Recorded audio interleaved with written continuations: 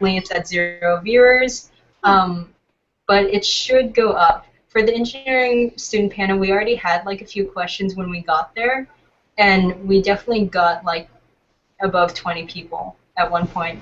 So as of now, though, let's just chill. It'll also take a little bit of time before people realize it's gone live, and then it'll jump up. I know, I was definitely like, oh my god, there's nobody here at first, but... Does it tell us how many people are watching? Yeah, so it tells the host that. It's in the bottom right-hand corner, however, I don't think you guys can see it. No, I don't think so. If you want to know, just like text Ben during the thing and he'll tell I just sent you guys all a message. Should have gotten that to it. Okie dokes. On where? Facebook. Oh, on Facebook. Ooh, Okay. The only problem is that my Facebook makes like a dinging noise. I don't know how to turn that off. Yeah, so what I did for mine is that if you have Facebook... Use your phone. Yeah, that's exactly. So you close the window on your computer and then you just check your phone. I can't. I don't have Facebook on my phone. Okay. Antra! Struggle! Antra, just text me if you have like any concerns. Yeah, just text.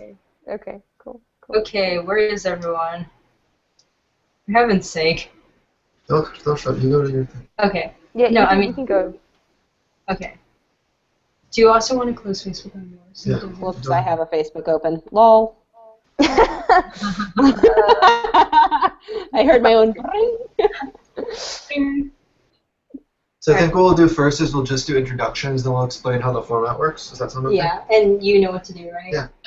Just call me your name, yeah, otherwise I'm going to go eat dinner. Oh, I'm in the chat.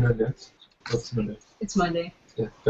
Yeah, just bother me if you need it, yeah? Yeah. I might also tune in and watch if I could.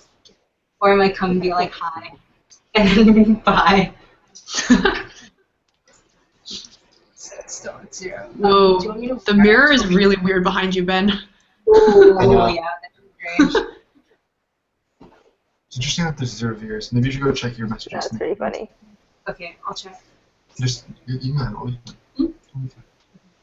Let me know if it's like a long time and there's still 0 people, because that's not what happened for engineering students.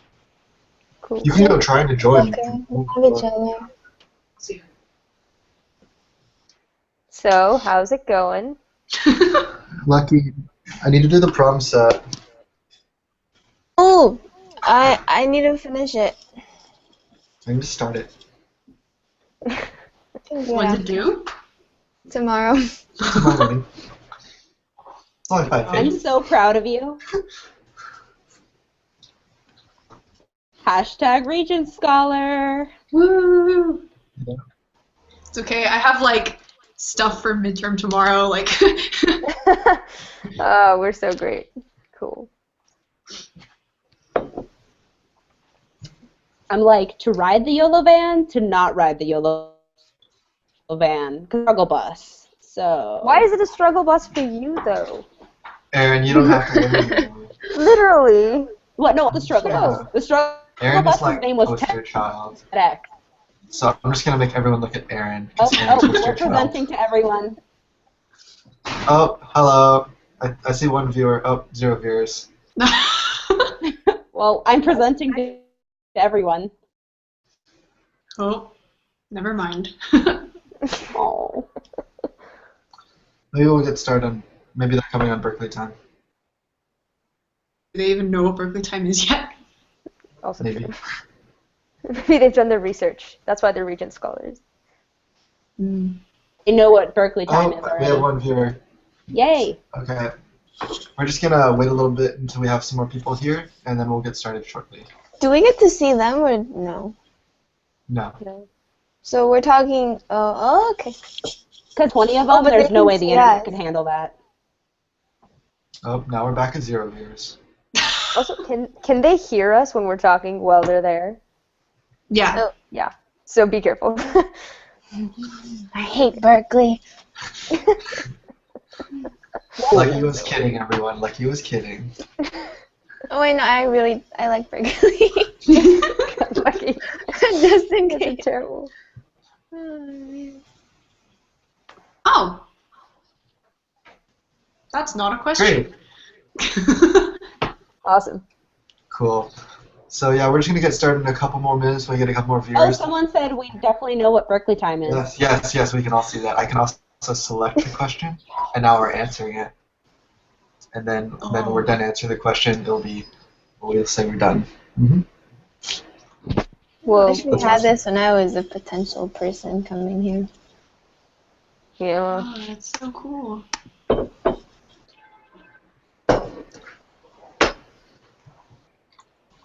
I'm gonna sip my milk tea off screen. You can sip it on screen too. You know? It's like out of there, and I like have to like reach over to like grab it. Hey, Aaron, is your hot water boiled yet? Oh, I should go check. Can I BRB? Yeah, go for it. All right.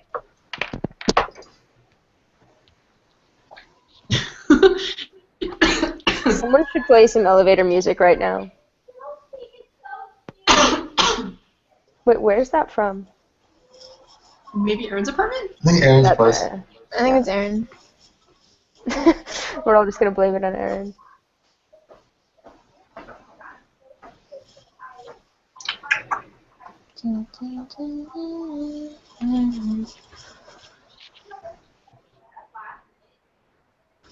Ben, I've started drinking coffee. I'm proud of you, Lucky. No. I'm glad you're home. Okay, yeah, that is Aaron.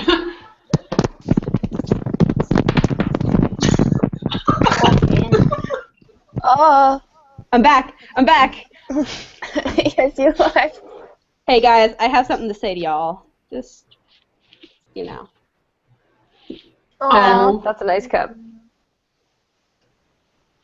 My roommate accidentally broke a mug that Bridge brought me back from Japan, so she bought that as a replacement. After going and buying glue that was like edible safe to piece together back the mug. Oh Which my roommate? god. It was my freshman roommate. Her name was Bhairavi. Oh, how She was nice. like so sweet. She was like, "Oh my god, I broke the Bridge mug from Japan." I was like, "Okay." Oh, hey, Allison. Allison. I just want to say hi. Hi. Hi. We have one viewer. We're Yay. waiting a little bit longer. I think Right, they yeah, think good you're idea. totally weird. I'm so sorry. I don't know. I mean, we can get started now too. Oh, If she, yeah. like, she has Oh, wait, questions. let's wait till 8:15. Let's do it 8:15. Okay, cool. I'm just, yeah, let me know if I can help with anything.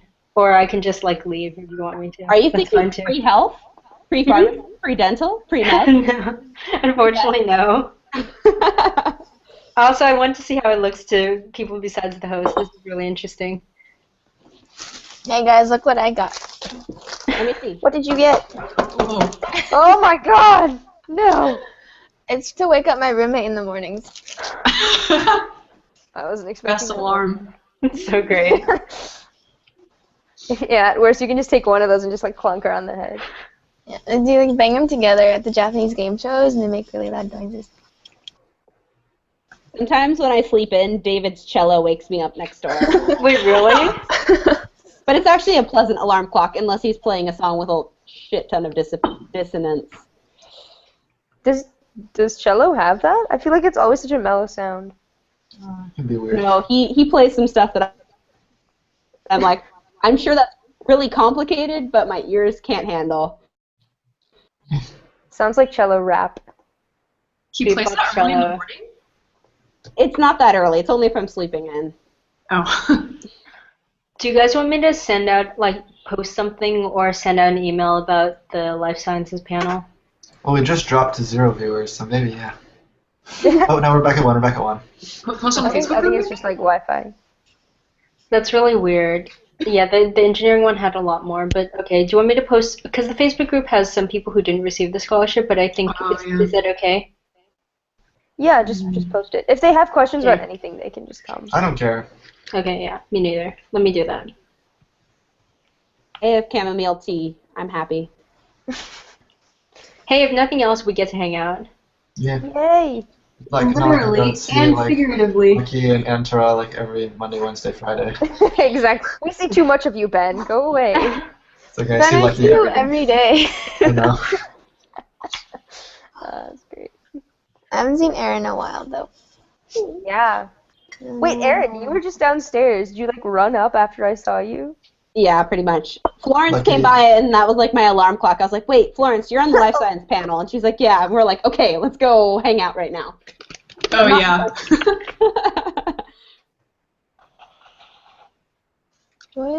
Okay. Is anyone else hosting for ROHP this weekend? That was Or great. Cal Day. Hi, Ben. Oh, okay. I'm doing Cal Day as well. I'm Oh doing wait, you're all all day. in Martinez. Yep, all except you, Lucky. I'm in my lovely apartment. And that's why you have your name in the back. I didn't put my name there. I didn't take it off either, though, so okay. Yeah, I never take off those decorations. Yeah. A lot of you guys are like in front of concrete walls. Like the concrete Yes. side. True. I only have like a little bit of concrete. That's the only piece of concrete in my room besides the ceiling. Fair Is enough. it still one viewer or no viewers? We're at 1. Well, we should get started. 8:15. Let's go ahead and get let's started. Let's get Well, started. ask the person if they have any questions and make sure they understand to use the Q&A function. Yeah. Yeah. So hi guys, I'm Ben. So I'm gonna be moderating. Hi, this panel. guy. Okay. Well, I think it's a girl too, so. no, Okay, we're down sorry, to 0 actually. So there's actually no one here right now, Ugh. as far as I can tell. Actually, no. It's awesome. Okay. So we're gonna be doing this panel. So there should be a Q&A function, and you can go ahead and type in any questions that you have for us. And if you don't ask any questions, we'll probably just do introductions, I guess. We can start with that. So I guess I'll just go first, introductions. So I'm Ben. I am a third year studying molecular and cell biology and English. Some things I do on campus. Ooh, awesome. Thanks, Gabriella. Okay. So we currently Did we have just get more people? Gabriella, and she is our lovely guest today. I think she's the sole viewer right now. So you're very lucky. Cool. We get to talk to you. All right, by the way, I'm going to post that on the Facebook page, okay? Okay. So yeah, what was I saying? So I'm Ben, third year MCB major, studying with a focus in immunology. Some of the things I do here on campus involve the life sciences. I work in a research lab, the Relay Lab, studying cancer immunology, so sort of the way the immune system regulates and interacts with cancer cells. I've also done a bunch of summer internships at UCSF and Genentech. And I'm just really passionate about MCB here at Berkeley. I'm an undergraduate MCB club. I think Berkeley is just an amazing place, whether you're pre-med, pre-grad, at all interested in biology. So why don't we just one by one? Antra? Okay, cool. So I am Antara. I'm a third year MCB and classics major, and I have a focus in neurobiology. And some of the things that I'm into on lab that are related to life sciences is I'm working in a stem cell lab, and I used to work in a brain mapping lab, and I'm also president of the Student Society for Stem Cell Research. So a lot of stem cell stuff, but I don't know. I've gotten around a lot. I've researched a lot of like the pre-med track and the pre-grad track. So if you have any questions about those, let me know. Florence? Okay. I'm Florence. I'm a third year integrated biology and psychology double major. I don't know. I'm pre-med. I'm really big on like human biology. I've done research on neuroscience before, and yeah, that's about it. I mean, I'm double majoring, so questions about double majoring would be good. And that's about it. Okay. Erin? So I'm Erin. I'm a senior right now, public health major, global poverty and practice minor. I did a little bit of exploration in chemistry, MCB or molecular and cell biology, before finally settling on public health, which is kind of a combo between, I would say, hard science and soft science, so I love it. I've done research. I've been president of MedLife, a decal here on campus, but my main extracurricular probably was not medical related, but it's TEDx Berkeley, which is also part of the Regents and Chancellor's program. So if you have any questions about that, feel free to ask me as well. Lucky. Hi, I'm Lucky. I'm a third year. My major is molecular and cell biology, and like Ben, my emphasis is immunology. I work in a toxicology lab currently, and we're studying dysregulation and metabolism in cells, particularly cancer cells like breast cancer cells, to see how that affects turning cells from normal cells into metastatic tumor cells. I've shadowed a doctor in the Bay Area, so if you have questions about shadowing, how to go about it, what it's like, and also considering pre-grad and pre-med. So either track, if you have questions, let me know. Cool. So that's us. Allison's just here to watch us. That's so creepy. I'm Allison. I'm the Chief Information Officer and the one who organizes Scholar Connect, including these panels. I'm just kind of here to hang out and answer any random questions if people are curious right now, or if any of the panelists run into any technical difficulties, but I may go eat dinner soon. Allison is actually, she knows more about biology than all of us. Totally. What? Yeah, you know, I actually, like, it's all up here. It's One-man panel. encyclopedia. Yeah. Okay. I mean, if there's nothing in particular that like, she has to ask, we can. Oh, we have like, two try viewers to now, answer guys. We have two viewers. We have two viewers. Cool. Yay. Yeah. We can try to answer her question about. Yeah. So if you have, so Gabriella or new viewer, if you guys have any questions for us, just let us know. We're here to help you guys. If you guys, you could always not to ask questions. You can just post, tell us a little bit more about yourselves. Like, what majors are you guys considering? Sort of like what career track are you pre-med, pre-grad, pre-dental, pre-whatever? What are you looking at doing? Questions about Berkeley, anything to do with the life sciences, or I mean, I'm happy to talk about other things too if people have questions, right? So we're really here to help you guys. I can answer probably any pre-med question you have because I just applied to med school, so. And she got in. All the And she got questions. in. So. Are we going to answer the currently answering I was question? going to ask. Well, I mean, I think we sort of have, right? Ooh. Oh, we do. But specifically, so with Regents scholars, you get a faculty mentor assigned to you, and usually the mentor is in a field related to your major, so generally a life science professor. So I was assigned to a toxicology professor, and we're just talking about summer plans, and I said I didn't know what to do over the summer. I thought I wanted to do research, but I wasn't sure how to go about it. And he just says, oh, I have a lab, come check it out. So then I go check it out, and he's like, do you want to join? And I was like, yeah. So sometimes having the connections through Regents scholars really helps you with finding opportunities on campus. Yeah, definitely. I mean, and just like research on campus here, and just life sciences, it's just so huge. Like you heard that, like pretty much all of us here have at least dabbled in research at some point in our careers here at Berkeley. So it's such a huge part of being on campus. It's so accessible, and it's just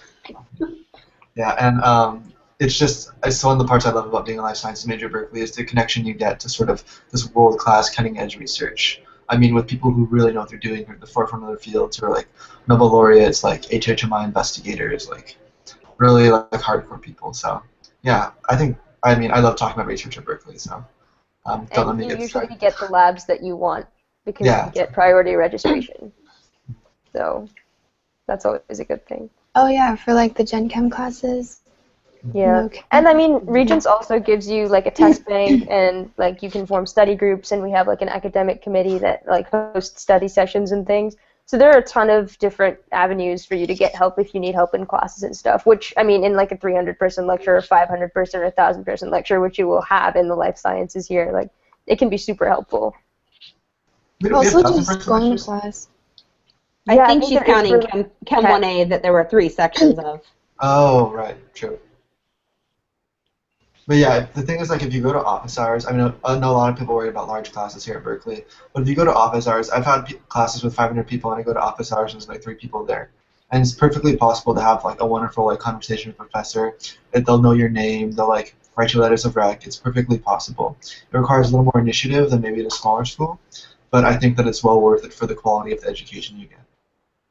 Office hours is actually how I got my research position. I just got really tight with my GSI for organic chemistry, and then she recommended me for a lab position.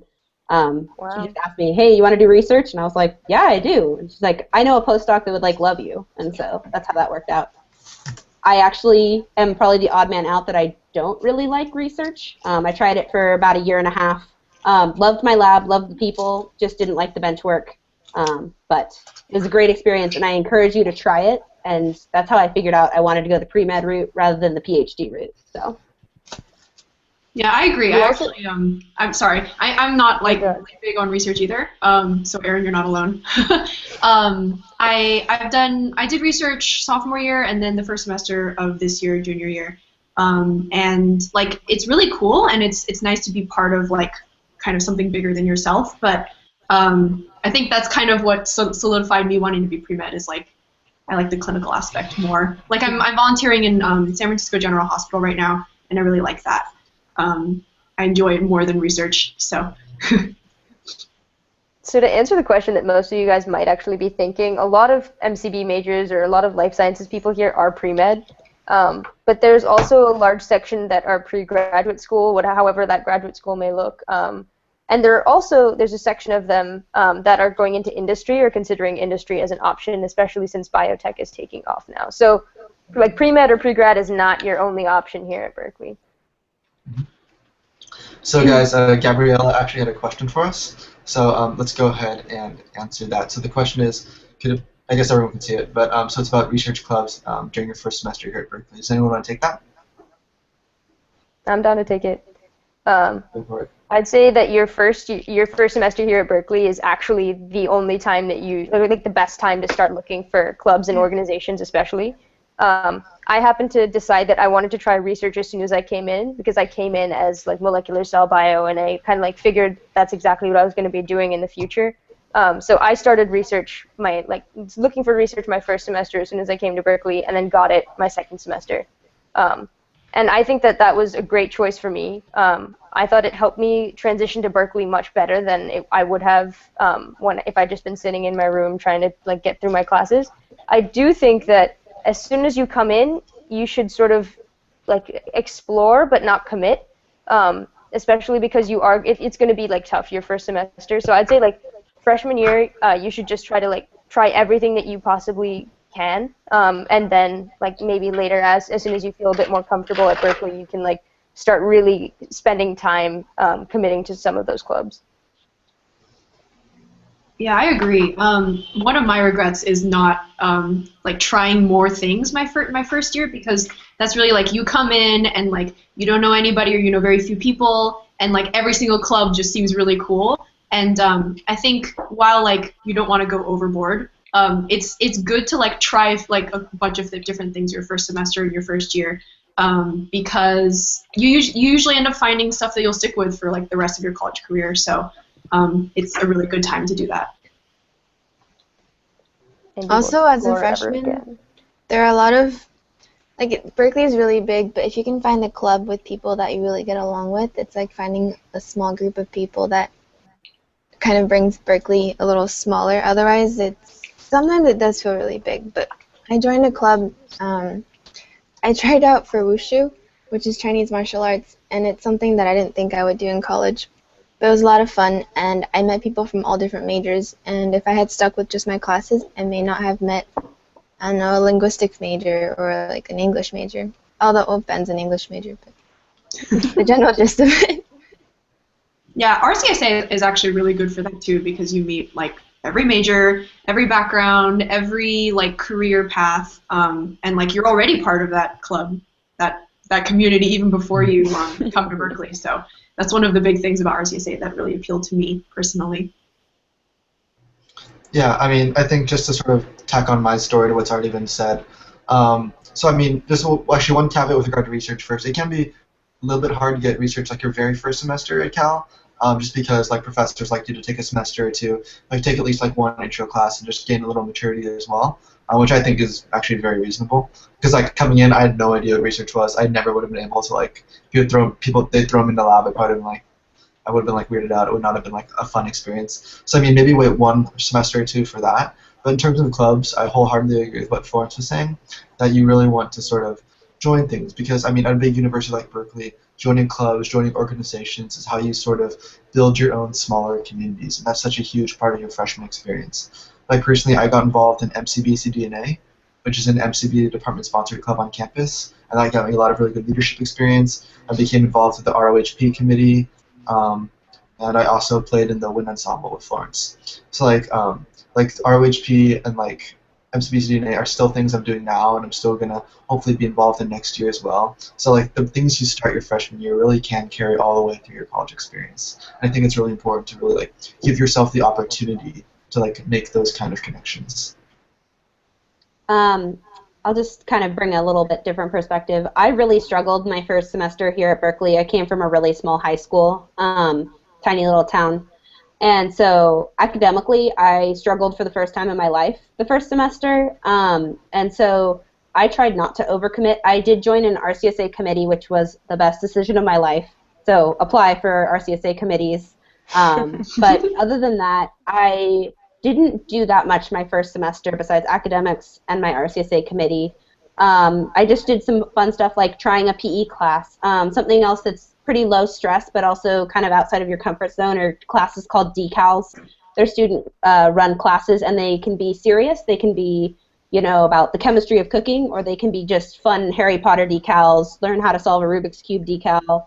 A really helpful one I took was Pre-Med 101 because I had no idea what the MCAT even was, what it consisted of, any of that. So that was a really helpful class. And so I would say have fun your first year, and then second semester I decided to overcommit. I don't regret it at all, but I waited till my second year to get really busy and involved in everything, and that also works out, and you can get into med school, I promise. Because Aaron. Cool. Does anyone have anything else for this question? Oh, also though, like don't be afraid to apply to research, because a lot of professors, like the professors I'm working for now, are actually looking for freshmen and sophomores because they figure that there's the best chance that they'll be able to like sort of train them for like multiple years rather than taking like a junior and then having them for a year. Yeah. And then, so like like people will want you. If you want to get research, you can find it on campus. So just make sure that you really want to try research your first semester, your second semester before you like go looking for it. And start looking early. Yeah. Yeah, I started looking like around November of my first year, and I managed to get a position for the second semester. So I think if you want to get started your second semester, yeah, that's a pretty good timeline to follow. Cool. And then Josh wanted to tell us that we're doing a good job. Thanks, Josh.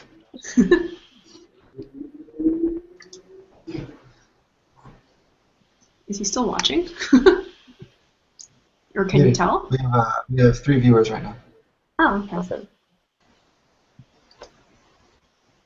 Yeah, so let us know if you guys have any questions, or else we can probably do some FAQ type stuff, right? Yeah, that's true. Yeah. Also, if you have any questions about like not studying abroad, because I didn't go through the official university study abroad, but I did do my practice abroad in Guatemala for my GPP minor, and also have done kind of different programs in foreign countries. So if you have any questions about that, about summer programs, I can answer those as well. And a lot of us are double majors in things that are not the life sciences. So like if you have questions about anything, like balancing like science and non-science, or something that's just non-science Be a at all. public health major. No. Yeah. Public health's where it's at. Oh. I think the rest of us are all like MCB or integrated biology. So.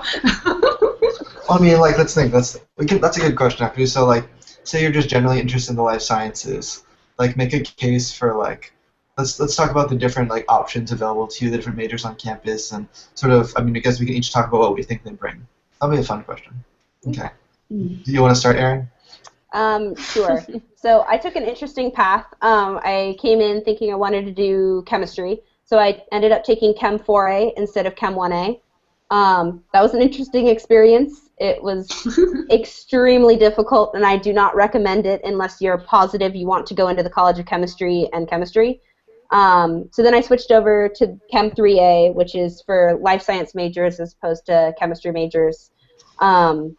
And so I was like, maybe MCB, maybe IB, somewhere in there. And then I tried research. I tried MCB research. It wasn't medically related, but it was biofuel production in the Energy Biosciences Institute. Super interesting. Didn't really click with me. So I realized that it wasn't the micro level that I was interested in. I was more interested in health on the macro level, which is when I found out about the public health major. I really like how customizable the public health major is because there's certain core classes, but for your electives, you can kind of decide how hard on the science you want to go or how soft you want to go. So you can take, biostats, epi, a bunch of MCB classes and make it kind of a hard science microbiome focus, or you can completely go on community health, policy, anything like that. So I really like how customizable the public health major is and how you can take a blend. Like I took microbiology, I also took policy, and I really liked all of that because I kind of like to dabble in everything. If you want something a little bit more focused, you can focus it yourself, but maybe one of the other majors with more programmed tracks might be better. So that's the one disadvantage, is you have to be a little flexible on how you create your public health. But I love it. It's a good balance of hard science and soft science, so I highly recommend. Who wants to take MCB? I'll do it. Sure. What I like about MCB is it really puts you deep molecularly in the human body. You really see how the cell works, and you find out. Today we learned about how microtubules work. We learned about how they're built, and some of the nuances are a little too in detail. But I never knew that. I thought it was just one tube, but each tube is built of these little microfilaments that make up this one tube, and I would have never known that if I didn't take MCB. And what I like about it is that it really shows you the details and how intricate the human body is. For me, it makes me appreciate the way we function. For immunology, I did not know how much goes into T cell development or B cell development. I thought they were just cells and they were made and they were programmed to do whatever, but we learned about how they're programmed and how they relate to all the other cells in your body, so that in the end you have this one coordinated function that makes you, do everything, makes you not sick, helps with all the transport in your body. For me, it's very fascinating. But because it is a hard science, there are a lot of details. That might be one downside. But if you're really interested in science, then I feel like MCB is really good at satisfying that passion for finding out the details of how everything works. Yeah, MCB is also, I think MCB is also pretty diverse in that there's defined track, like Aaron was saying. So you can do, you can do genetics, you can do neurobiology, you can do cell biology, you can do immunology, or you can do biochemistry, molecular biology. So there's sort of 5 different tracks you can go in. And the lower dose for those are actually all the same. It's just that it differs by 1 or 2 core upper division classes. But it still really allows you to sort of specialize in one area if that's what you want to do. And you can take electives from other areas as well. Florence, you want to talk about IB? Yeah. So integrative biology is kind of in between public health and molecular and cell biology in that sense. It's larger scale, as in integrative biology has 2 tracks. One is evolution ecology, and then the other is human biology. So it's not about community or interpopulation. I don't know. But it's also not small about cells and tissues specifically. It is similar to MCB in terms of being a hard science. You do still learn a lot of cell biology and development and genetics and stuff like that. But personally, I'm a human biology track, and it's just really interesting learning about all of the details of the human body. And sometimes when you're taking a class like human anatomy and you have to remember everything about the human body, it does get to be a little bit much, but to me it's really interesting, and so it's not so much work as it is just this is really cool, and I'm learning stuff about the human body that you wouldn't have learned otherwise. And yeah, we have some really cool professors in IB as well. You can take classes in botany, you can take classes in animal behavior and cognition, you can take classes on evolution, and there are field labs where students go out with the professor to various places, and you one of my friends was collecting spiders for a lab, which is not for everyone, but but it is really interesting, and there is a big variety of classes in IB, so that's IB. And I guess there's bioengineering too. So that's in the College of Engineering. I guess. Yeah. There's still more. So if you're interested at all in like bioengineering, we know a little bit about that, so we can answer questions about that as well, or we can direct you to someone who might know the answers. There's also the College of Natural Resources, which has everything from, I guess, microbial biology, environmental science, toxicology, environmental biology, a lot of other stuff there. And then, yeah, I think that's it. And I just want to say right now, the prereqs for all of these majors, or just pre-med in general, are all the same, so you don't have to decide right away. So I took a long route getting to public health, and you can do that too. You can change your mind. It's allowed, and you don't feel like you're moving backwards. You don't have to know exactly what you want to do on the first day, and I promise you can graduate in 4 years. You can get a minor. You know, just don't be afraid to explore. Also try to balance your technicals with at least one, I would say, like, humanities class. It keeps you sane. It also makes sure that you can still write full sentences and an essay. So that's what I typically did. 2 technicals, 1 humanities, and then kind of 1 bus decal, you know, E or something like that. So stay sane. Good job. I think majoring in a non-life science is actually pretty good for like maintaining your sanity also. Like it's nice having, for me, a balance between like biology and then like psychology classes where I learn about like language development or like human happiness. Like it's a good balance. Mm-hmm. Okay, cool. Let's see. Another frequently asked question. Does anyone else have one they want to do? Or I can just go through my list. Go ahead. You have a list. Okay. I mean, just the list that we always get, right? So is pre-med at Berkeley competitive and or cutthroat? Erin? Okay, I'll take this one. So my mother scared me a bit with horror stories. She said, watch your beaker, someone's going to drop something in it. That was definitely not the case. Also, you'll be glad to know, especially for all the lab classes, it's all participation-based rather than results-based.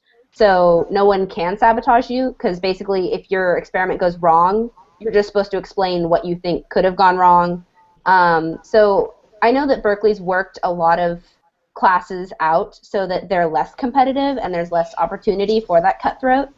Also, I've just never really seen it. I've never seen anyone tear any pages out of textbooks or any of the terrible stories you hear. I've generally met really nice pre-meds.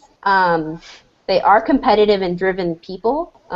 Just that's their personality. But I haven't seen anyone who's dragging anyone else down. They're more just focused on studying, you know, making study groups, improving themselves. So just be prepared to work hard, and I mean, surround yourself with positive people that are also going to be, you know, helping you out as you help them out. But I have not seen any horror stories personally. Just to add to that, someone else answering this question said like it's not so much students versus each other as it is students versus the class, because like Berkeley classes are pretty hard, but like I think students like realize that, and it's more about like working together and like supporting each other when needed. And I think students here are much more just focused on trying to do well themselves rather than like trying to bring other people down necessarily. I personally also haven't seen any like instances of sabotage or like, you know, underhandedness. So I think the most important thing is like finding what study method works best for you. I'm a study by myself kind of person. Other people live for the study group. There's also a lot of resources on campus. They have study groups led by an instructor who basically recaps the lecture and makes more practice problems for you. Especially for organic chem, it's a really good way to put in the hours because that's the only way you do well in that class. So I did that for one of my organic chemistry classes. I basically didn't have to study outside of going to that study group. It was really great. It forced me to study.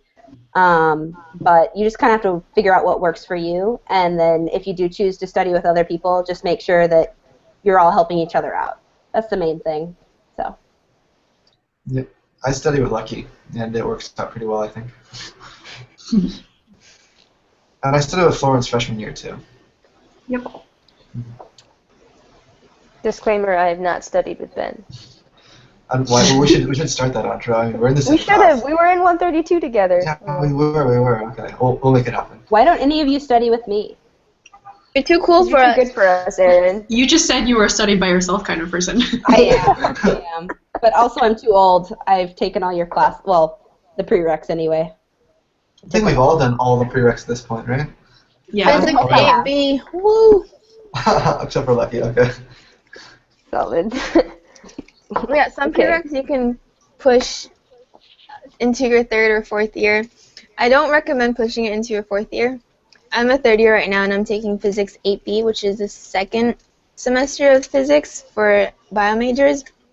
And the class is full of sophomores, and they're all really driven and motivated. But as a junior, all your other classes are upper-divs, and they're really intricate and really detailed, really exciting. And then you go to physics, and you're learning about magnets. And it's like, when is this related? So I would recommend getting it done a little earlier than third year.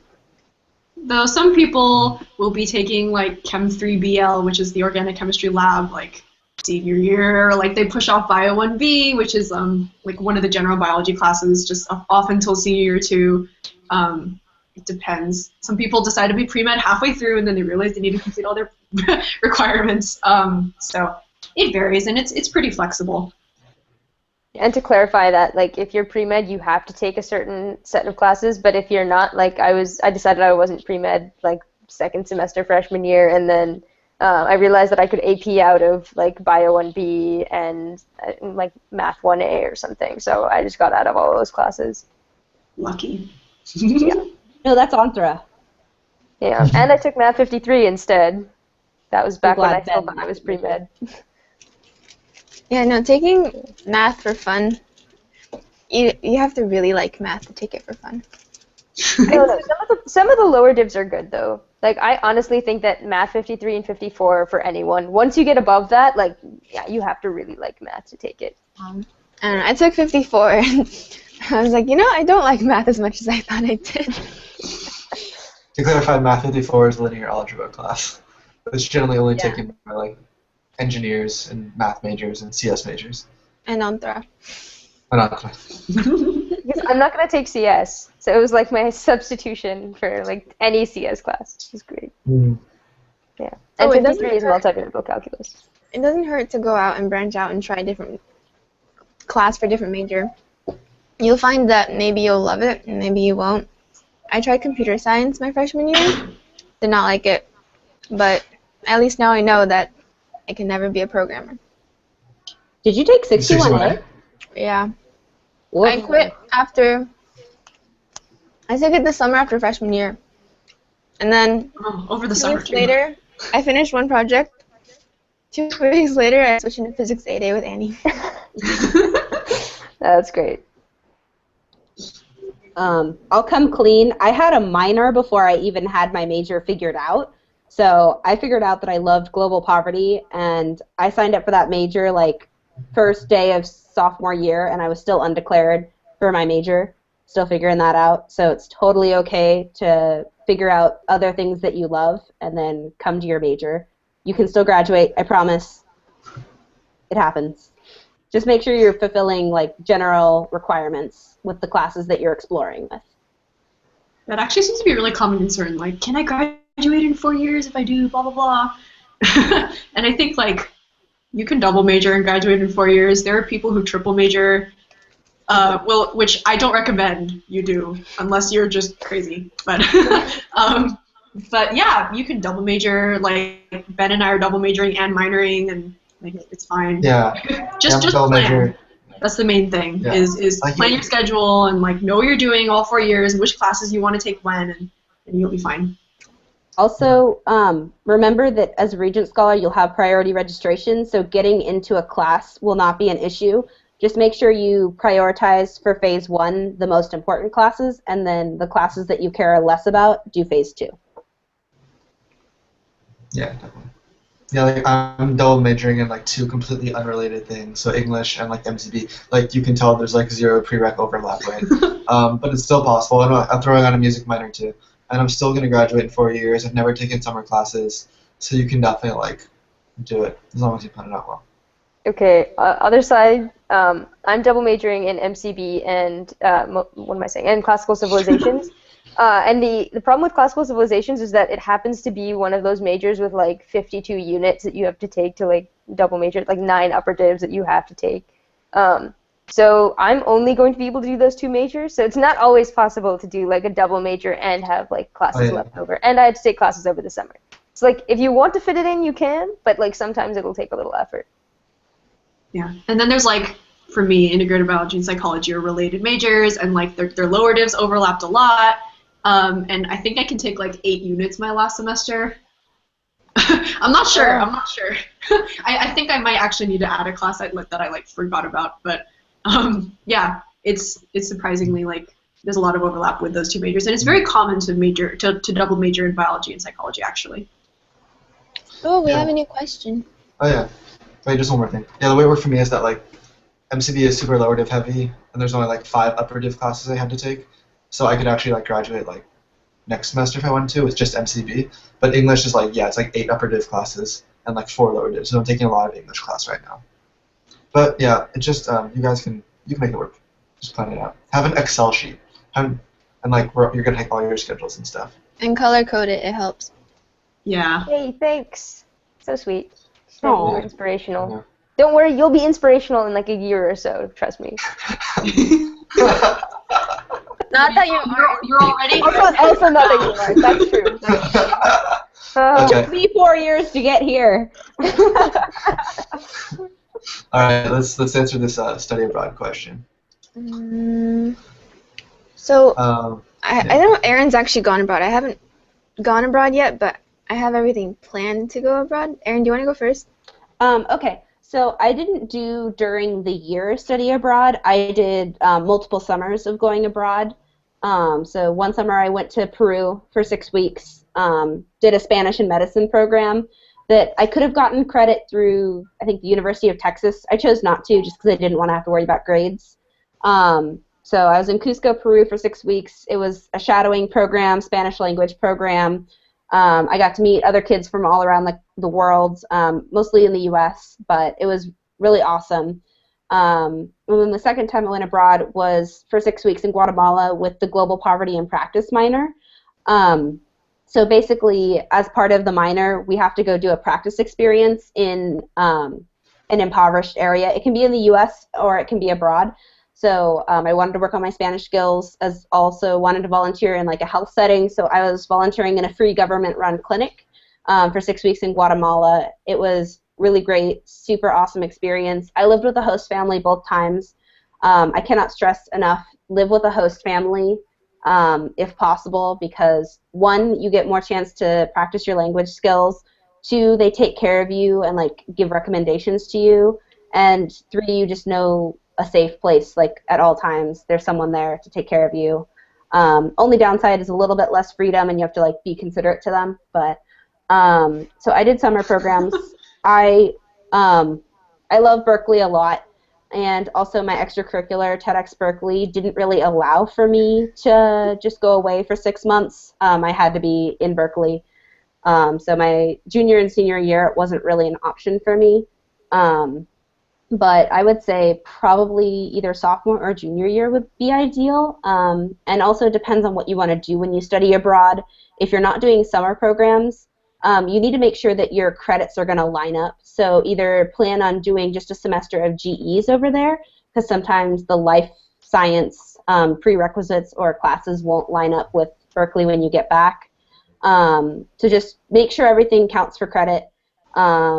Decide whether you want to do 6 months or a full year. Decide basically if you're willing to do an extra semester, an extra summer school, or an extra year of school to study abroad. Think about financial aid, all of that, but go abroad. You will not regret it. It's awesome. I love it. I cannot get abroad enough. I sometimes wish I could have gone for more than 6 weeks at a time, but I loved it, and I'm just really thankful I was able to do that. So actually hearing Erin say that makes me really excited to go abroad this summer. Um, so I know as a science major there are a lot of prereqs and there is a lot of time spent in lab or shadowing, depending on which path you want to go toward. For me, coming in, I knew I wanted to study abroad, and I knew that that was something I wanted to make sure I got done during my undergrad years. So I planned it out, and when I looked at, so Berkeley has a study abroad program called the UCEAP, and they have programs to almost most countries that you would want to study abroad in, and if not, there are other programs that can help you get to places that you want to go. But I wanted somewhere that was different, somewhere foreign, but also not entirely out there for me. But I also wanted to make sure that I stuck with research because that's something I really am passionate about. So Berkeley, I found that there's study abroad internships that have research incorporated. So this summer I'll be researching in an immunology lab in Singapore for 9 weeks. I'll be working with a postdoc and a lab PI who's from Brazil in Singapore. But we'll be studying allergies, which is something that I'll be learning about in my immunology class that I'm taking right now. So it'll be like a direct application to what I'm learning in class. For me, that's really interesting because I knew that I didn't want to just take a language class abroad. I wanted to also do hands-on work. So it is possible, and it's also very possible to incorporate what you want to study into the study abroad opportunity. I don't know if that answers your question or not. Yeah. I just pulled up the UCEAP website that Lucky was talking about as well. So if you're interested, is this a good place to look, Lucky? Yeah, so you can click on any of those countries that are listed, and then within each country they have different programs. So within Singapore, there is studying at their national university. I think you can study biodiversity, but then there's also internships. So you can also go on the top next to the picture. There's under programs. There's all these different listings, and I see there's one for internships or research. So depending on what you want to do specifically in each country, you can go there and look for what you want to do. It was just something that I knew I wanted to do coming in. So as long as you can plan ahead, it's definitely like workable into your schedule, and you can graduate on time. You can get all your classes done on time. Possible frequently asked question: is it hard to get into this? For research, it is more selective because there aren't as many available undergraduate positions in each lab, but they are really helpful. So if you don't get in the first year, you can always reapply. I think for Singapore, they take only a handful of people, but sometimes, not everyone knows that there's research abroad. Not everyone applies. And Berkeley's really big, but if no one knows about it and you apply, then you get in for sure. So if it's something that you really are passionate about, it's definitely something that I encourage you to do. I haven't gone yet, but everyone says it's awesome, so I'm excited. So what do you guys think is the most common year that people study abroad? Just curious. I'd say sophomore year, junior year. Say junior year. Yeah. Usually for summers, people go for science majors. I would say either the summer between freshman and sophomore, or the summer between sophomore and junior. I think I'm a little late actually, because usually this summer people are prepping for the MCAT if they're taking a gap year, and it would be the previous summer if people are not taking a gap year for pre-med. But then you can also take the test. So I'm planning on taking the test if I take it in the winter. So this summer I'm just going to go abroad, do research. People also take semesters off. I really like the Berkeley campus when school's in session, so that wasn't something I wanted to be away from for a whole semester. Let me just interject something unrelated. Take a gap year before going to med school.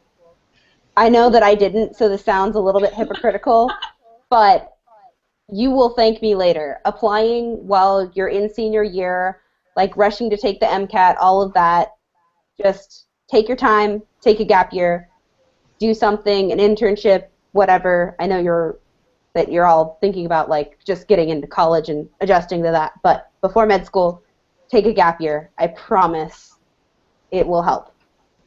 Erin, you're saying this to like Ben and me who are planning to apply this summer. Oh, It's okay. No, it's okay. I'm taking a gap. got it.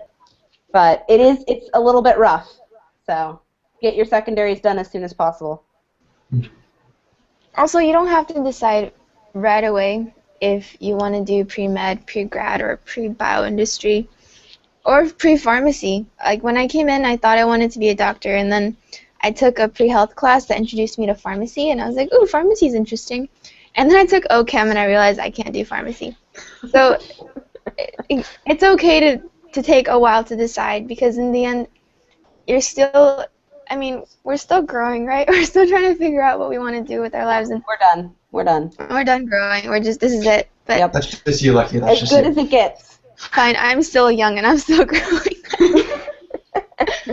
But I think it's okay to take your time and figure out what you want to do, because it is for the rest of your life, figuratively. And it's like Erin said, you can change, you can figure out a different major even though you've taken prereqs for another one. And it's really flexible, and that's what I like about Berkeley. There's a huge variety of things to try, and trying them out is a really good way of finding what drives you and what makes you want to get up and go to class, because sometimes no one, if you're going something that you're not passionate about, then you're not motivated to do it. So I think finding something that you really care about at Berkeley is not going to be difficult. Going back to the study abroad question, sometimes you don't have to do anything that's related to like the life sciences.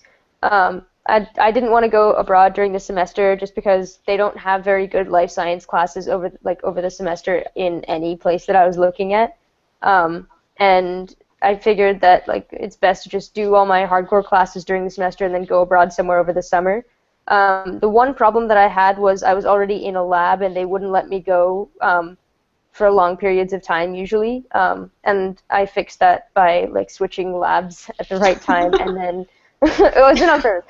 So I happened to be switching labs at this one time, and as I was getting into this new lab, I was like, okay, but this summer I'm going to go somewhere. And so that summer I went on an archaeological dig for my classics class, and it was awesome. And I definitely recommend doing something that's not science for like a summer or something if you can, because it was great to get away from research for a little while, as much as I like it. So I highly recommend doing something outside of the life sciences when you go abroad. It's a great change, and it's really nice.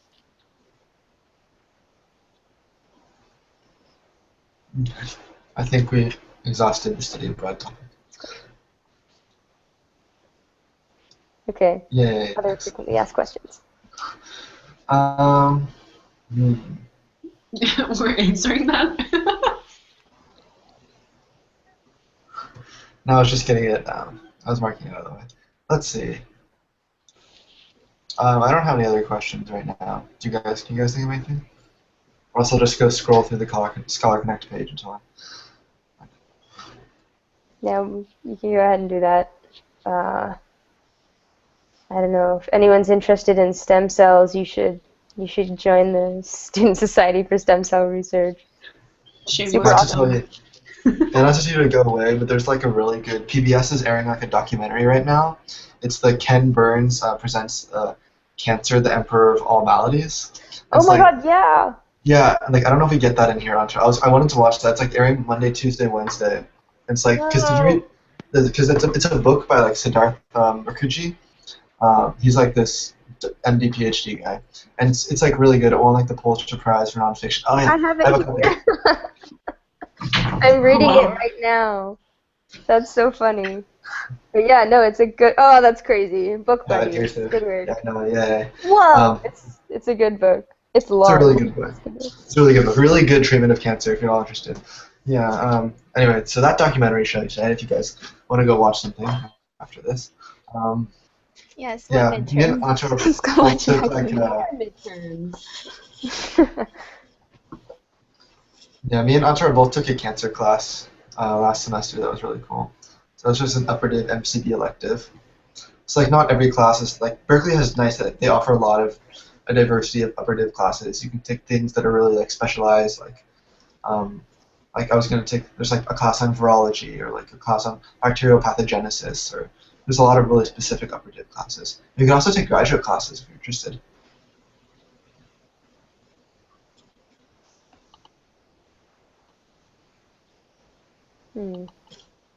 What are some frequently asked questions? What are some questions we always get? I always get like, how hard is it to get into a research lab? But I don't know if you guys are even thinking about that right now. Like, I think we answered that. Don't like, do it. Sort of. Don't do it yet. Have calm fun. yourself. Also keep in mind that when you come to Berkeley, you're going to have a lot of resources in RCSA of older students, even more than just the 5 of us. I can count. So keep that in mind. And we're generally a very friendly organization of very friendly people, and we're always willing to help. So even if you can't think of questions now, I'm sure more questions will come up once you come to the school. Once you come to the school, when you come to the school. When you do, yes. That's what Scholar Connect is for, and that's what the Facebook group is for. That's what all of us are for. Florence is saying 4 a lot.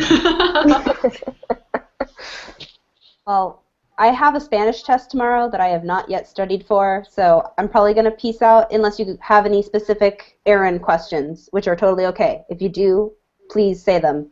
I'm happy to answer, but if not, I'm going to go study for reals. And Erin's on the We can Scholar text Connect you or page something. too. So yeah, if you guys all know about Scholar Connect, so that's sort of the profiles of everyone. And so you can go online to rcsa.berkeley.edu/scholarconnect. You look through, you can find Erin, you can look at her email, you can write her nice things about herself. I am and if you have any wonderful questions for her as well. and very humble. She also bakes Yep. really nice brownies. If you're on my committee, I bake you things. No, I was in Oh. your branch. Can't you Well- bake me things? What was my best baking thing, Lucky? What was your favorite? She made a brownie that had TEDx Berkeley on it, and it even had an X for X equals independently organized. Plus it tasted good. Oh. Yeah. Wow. Wow, I failed as a coordinator. I thought you were going to go for the Christmas tree brownies first, just saying. Those are good, but no, TEDx. TEDx is good. Very true. Those brownies are really good. But, alrighty. If there's Alright, no go Erin on, questions, I'm going to go study. All Goodbye, right. Erin. Bye, Erin. Bye. Wait, Ben, I have a question for you. Yeah, what's up? What is the face painting sign behind you for? That was for a carnival. Really? Oh. Oh, That was for RHA, the carnival. I don't think I ever. Okay, well, I don't remember that Your sign. face painted. I know you guys did face painting, but I don't remember that sign being there. No, I remember the sign. Okay. Hey Ben, what does HLA stand for again? Human. It's the I forget what it stands for. It's Oh. it's the human designation for MHC. Okay. Erin left already, but Oh, Gabriella, TEDx Human I'm leukocyte antigen. It's okay, because Lucky can talk about TEDx as well. Yay. Okay, so TEDx Berkeley is a. I should know this. So if you've heard of TED Talks, then TEDx is an independently run It's an independently run event. Sorry, it's been a while since I gave the spiel. It's basically in the spirit of TED and their idea of ideas worth spreading, where it's a program and we organize local, or even this year we had international speakers come and they talked about their ideas regarding an overall theme that we had, which was wisdom, compassion, connection. So we had speakers coming from Tanzania and people coming from East Coast, and they did research on things like agriculture or computer science, and we had someone studying Ebola, and they would come and they would talk about their fields. And we also had a comedian come. We also have performers, UC like student-based performers. We also have this one, she plays the flutist, who she's performed in every single continent in the entire world. And she had just gotten back from Antarctica before coming to play at TEDx Berkeley. So it's organizing a bunch of different people with all these different backgrounds coming together in a large-scale event. I think we had over 1,800 attendees. And they talk about their ideas, and then people share their thoughts on it. It's discussion-based after each talk. RCSA has a committee within it called TEDx Berkeley, and we organized. So this year, Erin was the curator, and then there were 3 coordinators. And then working with us were 6 committee members, so a total of 10 people plus 2 volunteer community members helped us put on this large-scale event. And everyone here helped volunteer on the day of, because otherwise that would not have happened successfully. But if you have questions specifically on how to get involved or what it is, how to attend, if you can just post it, we'll answer that.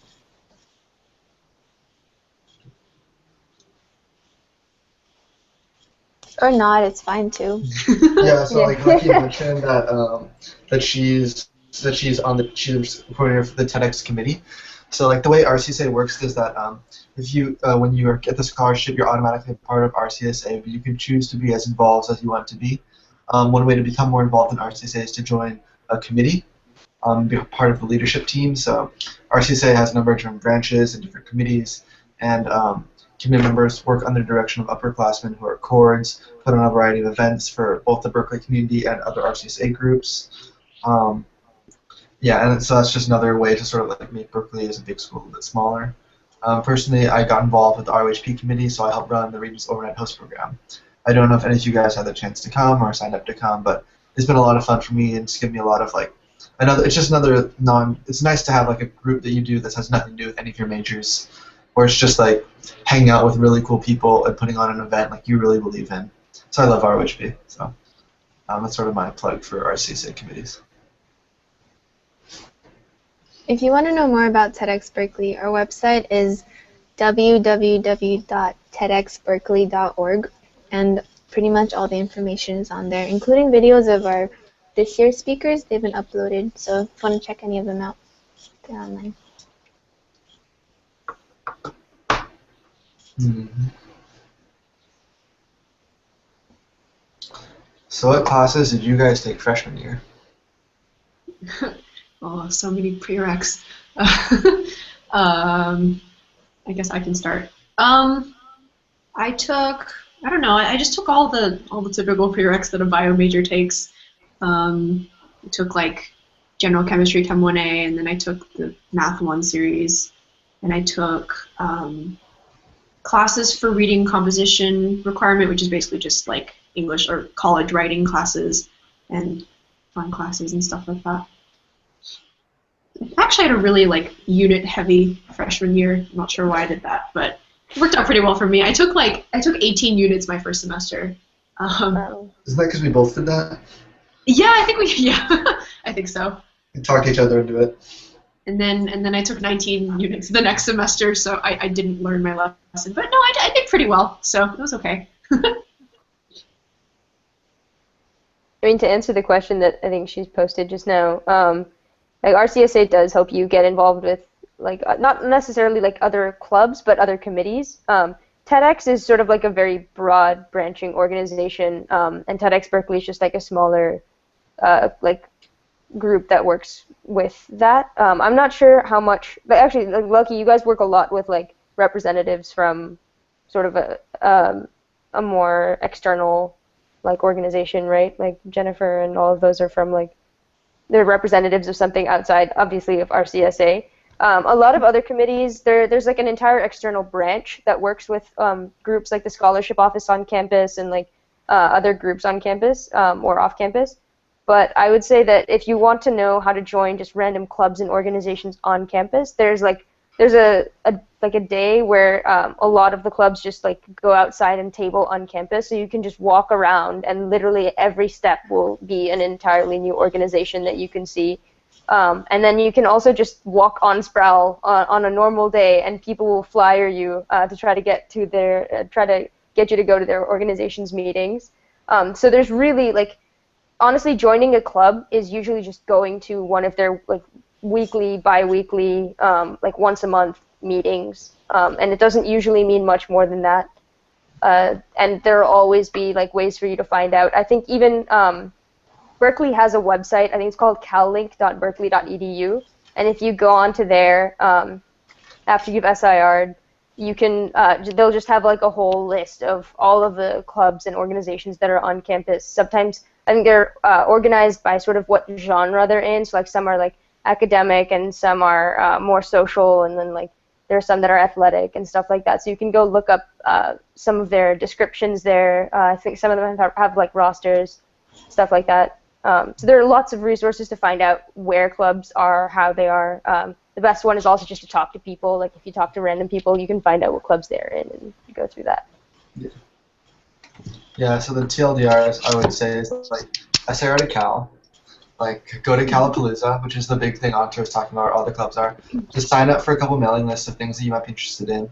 Go to a general meeting or two, and then sort of choose from there like what you want to do. So it really is pretty easy to become involved in. It really is pretty easy to become involved in student organizations. They really want you to join, so they're going to make it very easy. There's also no shortage of student organizations, so whatever you're passionate about, there's bound to be a club that does that. And if not, you can also start your own club.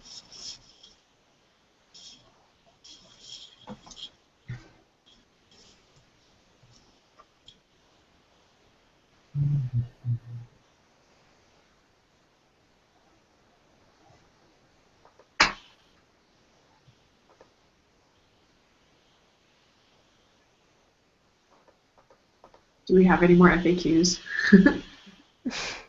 Let's see.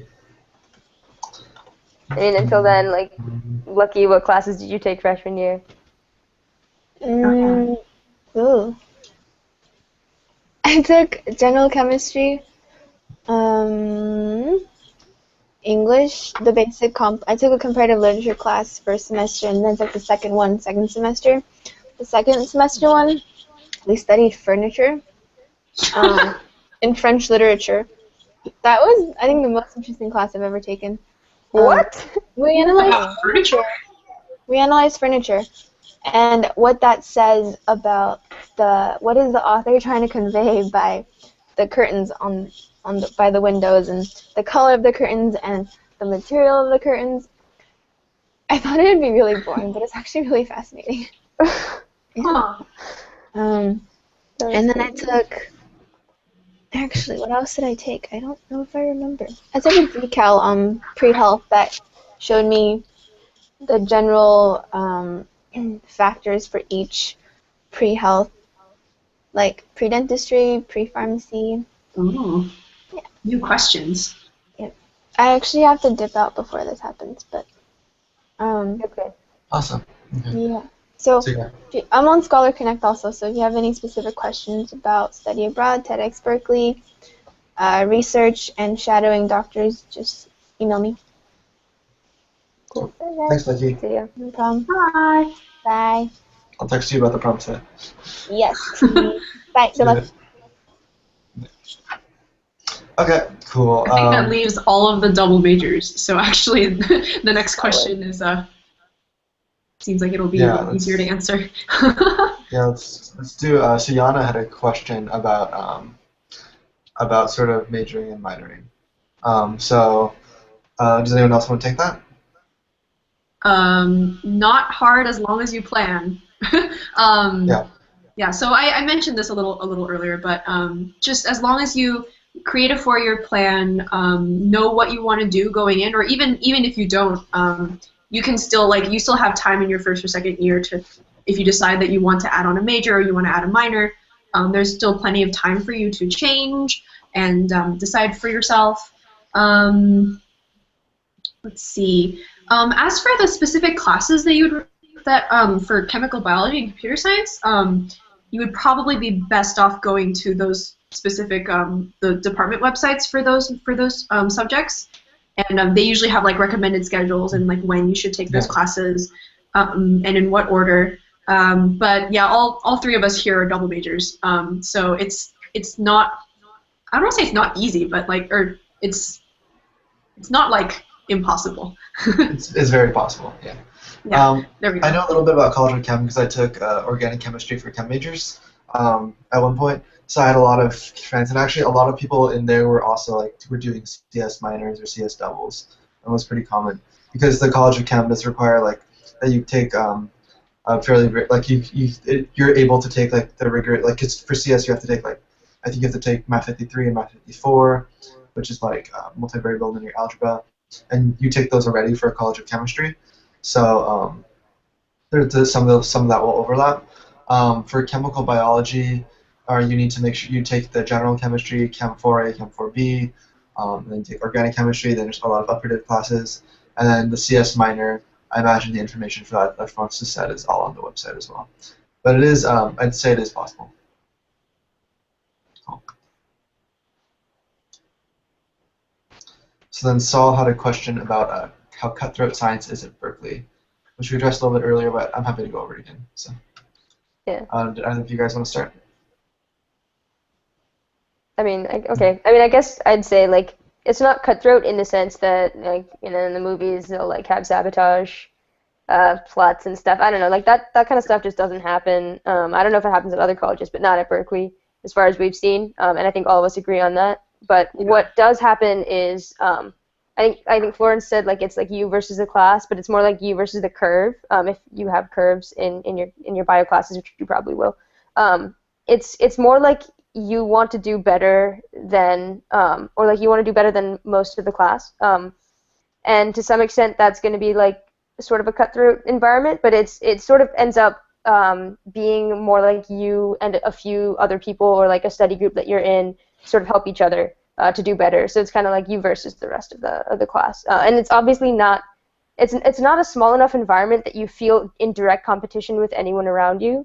So it ends up sort of just being you trying to drive the best that you can, because you don't even know how the average is going to turn out, because there's so many people in your classes. So it kind of works out pretty nicely. Again, most of the people, pretty much everyone I know is really nice and will help you with anything if you need it.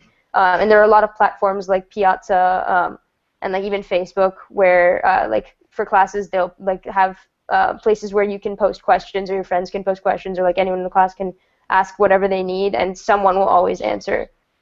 So I wouldn't say that it's cutthroat in the sense that people always sort of think about when you hear that phrase, but it's more just if you want to do really well in that class, you should try. Yeah. I want to add a little footnote about the curve. I think a lot of people worry about the curve at Berkeley, my grade's going to be lower than it should be, and I haven't found that to be the case. I think there's a very few classes where the curve actually hurts you. And even then, I don't think they're in the life sciences. I know it's a business class that used to have a really bad curve, but I think they actually removed it. So. Oh really? Yeah, I think UGBA 10 is the infamous one, but I think they don't grade on such a harsh curve anymore. So even then, that's changed. And a lot of science classes, it's because the class is hard and everyone does badly on exams, and so everyone gets bumped up. And so there is a little bit of you being compared to the rest of the class, but overall, your grade will only be better than it should be, quote unquote. It's never graded. It's never curved down. For example, in biochem, basically everyone on the test got the average was the 35 or something. I can't even remember, what was it for Thorner? Something like 40. Yeah, it was 40 something percent. It's ridiculous. So if we hadn't had the curve, we'd have died. So basically the curve really is a godsend for most bio classes. I don't think there is a chance that any bio class has had a curve that really hurts anyone. Yeah, they never curve down. If anything, they curve up. Yeah, and I'd just like to say that, I think it really is much more of a collaborative environment than it is cutthroat. I mean, it's competitive in the sense that everyone wants to do well, but, where are you going to go to college where people don't want to do well, right? So, I mean, the thing is, everyone who comes to Berkeley is very smart. I mean, and people who are considered for Regents Scholarship, or, I mean, I think get the Regents Scholarship generally tend to do pretty well, I would say. But, I mean, it requires you to work, no matter how smart you are, no matter how good you did in high school, it requires you, to work hard and to just really apply yourself and make sure and study more than you ever had to in high school. That's what I'd say. Oh, and I like think that's a true. final, sorry, just a final note on like just like being at Berkeley with people that are like all smart. Like, I think a lot of the people that are watching are probably like at the top of their high school classes. You know, did really well in high school, and like you come to Berkeley and like you're not anywhere close to being the smartest person, you know, in the room or in the class anymore. And like it's a little bit intimidating, and it's pretty humbling to you know, go into a class and be like, oh, like I did so well in high school, like this will be easy, and then you're like, oh, like I did like average on the midterm, like what's that? But I think it's a really like, it's a good experience ultimately, and it's really nice to be just surrounded by people who are really smart, and you can have like really great intellectual conversations. And like there's a saying that like if you're the smartest person in the room, you're in the wrong room. Uh, and I think that's pretty true at Berkeley. And you'll always be surrounded by people that are smarter than you, which is really nice. Okay. Do you want to go on to the next question? Let's do it. Okay, so Zuri is had a question about being Nuki and LNS. I mean, I'll go ahead and take this one. I mean, it really depends. Like, if you're still interested in nuclear engineering, you feel that's what you really want to study, then but you still want to be pre-med, then you can be any major and be pre-med as long as you fulfill the prereq requirements. That being said, if you no longer want to do nuclear engineering, it would be very easy to transfer to LNS. It would be very easy, and you could definitely do that. I mean, your classes, you would have to like fulfill a lot of your pre-med requirements, like general biology and stuff that you wouldn't have to normally do as a Nuki. So, I mean, your schedule would be a little tighter. You'd have to take more classes. I think that's really sort of a personal decision. Like, if you really want to do the Nuki, I guess. I mean, if you're thinking about like whether or not it's going to be really hard to maintain a certain GPA or something like that, I think what I've heard a lot from like pre-meds, since I'm not one myself, is that, I mean, GPA does matter to some extent, but if you can keep it at a certain level, like what they really care about in med school is that you like show like an interesting perspective, or you like show dedication to what you're doing. You show that you've gone above and beyond in something. Like I think I've heard this stat, and I'm not sure how exactly true it is, but the idea is true, is that like most of the people who are successful applicants to a pre-med program or to a med program are like history majors or someone in like something other than like actual like MCB or IB. So if you're thinking that that might harm you, like it's something that's not necessarily hardcore biology, like don't worry about it. Nuki is totally an acceptable major to go in pre-med as. That's a really cool combo, actually. Yeah, you're the most pre-med here, Florence. What do you think? Huh? Well, first off, like, yeah, that's really cool. Like, if you were Nuki and pre-med, like that's a really interesting like perspective to bring to medicine. I mean, yeah, people major in anything and like get into med school and do well. You just have to make sure you do really well in your science classes, and like don't be afraid to spread them out, because you can take your science or your pre-med prereqs at any time during your college career. You don't have to like all take them all in the first 2 years. And like GPA is pretty important, and Berkeley engineers do tend to have lower GPAs on average than like say like most other majors. But yeah, ultimately it's up to you, and it depends on how much you can handle. And like I would say it doesn't hurt to just come in for a semester, take your nuclear engineering prereqs, and take a science class or two, and figure out if that's what you want to do. If you want to do both, if you want to switch to LNS, or if you just want to be nuclear engineering. Ultimately, it's up to you. Note that it's harder to switch into College of Engineering than to switch into the College of Letters and Sciences, so make sure that you really don't want to be in the College of Engineering before you switch out. Good call. Yeah.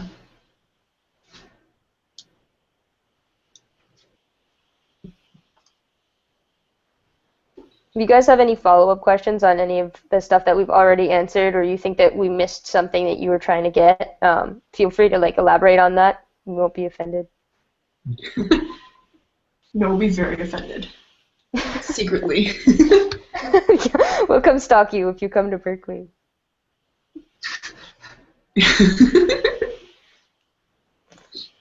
Oh, and also, like, if you just have questions about like college life, about like dorm life, Yeah. about where is good to eat around Berkeley, like anything really. We'll answer pretty much anything. Yeah, it doesn't have to be about life science or about pre-med, anything, ever. Best boba place. Too many. Hmm.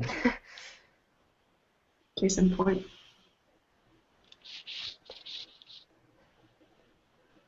Hey, quick question actually. Has Thai Basil raised its prices, or is that just us, or just me? I don't know. I haven't gone there in a while. I think they did a little bit, yeah. Probably a little bit. I haven't noticed, but I haven't been there recently either, so. I'm disappointed. Actually, I feel like a lot of places have raised their prices a little bit, like in the recent past. I think just rising food prices. That's possible. That's really true. Well, Berkeley has like a new sugar tax or something. When I came back in the day when we were freshmen, a wrap at Qualcomm used to cost $6. Now it's $6.75. No! Has anyone else not noticed this? Like, I haven't been to Qualcomm in like over a year, so. Qualcomm's amazing. what? You're missing that sun-dried tomato, though. Like, No, I've been there. It's just like I don't have classes in that corner of campus anymore. It's really weird. I go there specifically to get the wraps. Pat Brown's is where it's at. I'm tired of Pat Pretty Brown's. good.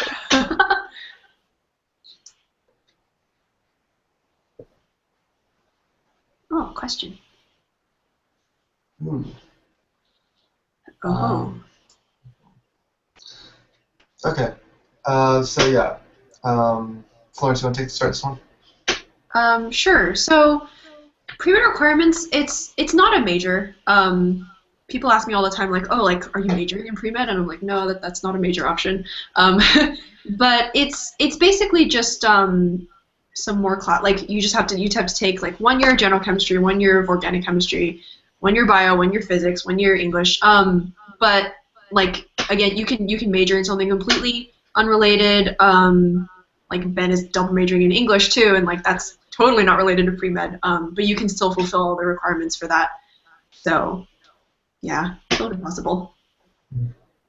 Yeah. It's definitely easier if you're doing like a bio thing and something else. Like if one of your majors is bio or something related to bio, it's a lot easier because those are prereqs for your bio major. But I guess like it's probably possible for you to do 2 unrelated majors that are not bio and still be pre-med. It'll just take a lot of planning, and you'll kind of have to start from your freshman year. So. Yeah, maybe. Yeah, I can see it. I mean, and just one more reminder that like med schools do not accept AP credit, so you still have to retake the year of math, the year of bio, the year of gen chem, the year of organic chem, and the year of English at the undergraduate level. So as a college student, either at community college, I think, or at Berkeley. So you can't AP out of those things even if you have the credit. Yeah.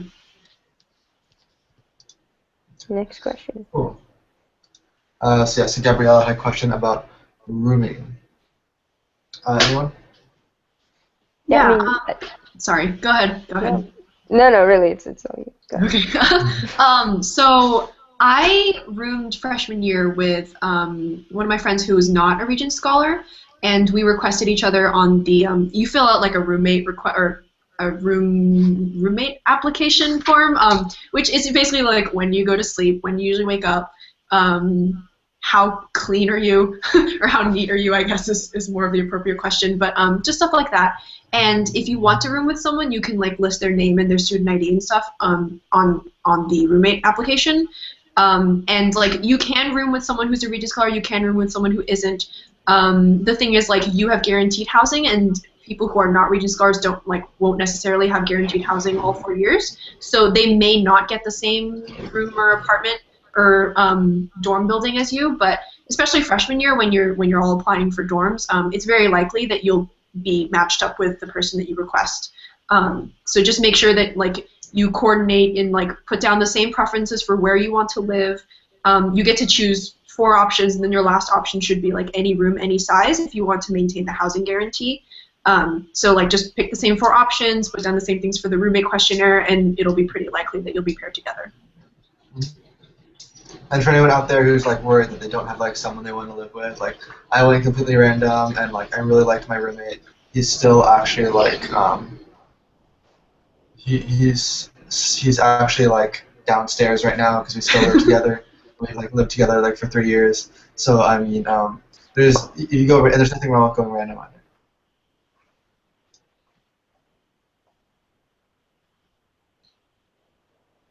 Were you gonna say something?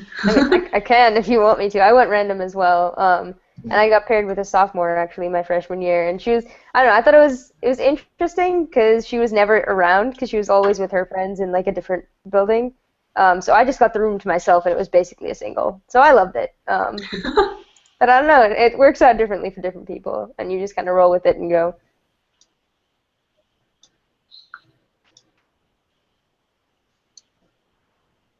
I know, like, Regents at Davis, don't they have, like, a special dorm that's, like, just for them? Or, like, a freshman dorm? That seems a bit extreme. Yeah, we don't... Like, for us, it's like a lot of people generally request Unit 1, and I think they sort of put all the Regents people on one floor, or the same, like, few floors. I don't know, probably just it's easier, like, administratively. And I was, I think, the only Regents that I knew who was in Unit 2 my freshman year. And I really liked Unit 2. I thought everyone there had, like, a lot of personality, and they weren't all, like, studying all the time, so I think we had fun. But, yeah, so, like, you might end up just being on a floor with, like, all Regents people if you're in Unit 1. I think that's I think they do try to, like, put Regents at least, like, on the same floor in the same, like, in close proximity to each other. I know, like, my year, I was on the same floor as Ben, freshman year, and we had, like, a good amount of Regent scholars on our floor, and, like, we made friends with a lot of them, and our floor was, like, a good balance between, like, people who really enjoyed, like, partying or, like, having fun, and then, like, Ben and I were in, like, the studious part of the studious part of the floor. Well, yeah, but more studious, comparatively studious. Yeah, but they do tend to pair Regent scholars together, and it's nice because you can, like, just go knock on their door and be like, hey, like, let's go to this event together, and that kind of thing makes things easier. I think they also, like, my freshman year for sure, I think they put all, like, the pre-meds or, like, all the bio people together on my floor, because, like, Really? a lot of us were basically, yeah, a lot of us were, like, pre-med or some kind of bio, and we all basically had the same classes together, so it was nice, because you could just, like, ask each other questions, but it was kind of strange. I don't know if that happened for our floor. I think our floor had, like, a good variety. Mm-hmm. That's also nice. Oh, actually, that's another, like, random tip is, like, make friends with the people on your floor because you'll often end up being friends with them for, like, the rest of college or, like, into the future. So, because, like, when you first move in, like, everyone wants to get to know each other. Everyone is like, oh my gosh, I just moved in. Like, this is my first day on campus. Like, let's be friends. So it's a lot easier to make friends, especially in those initial weeks.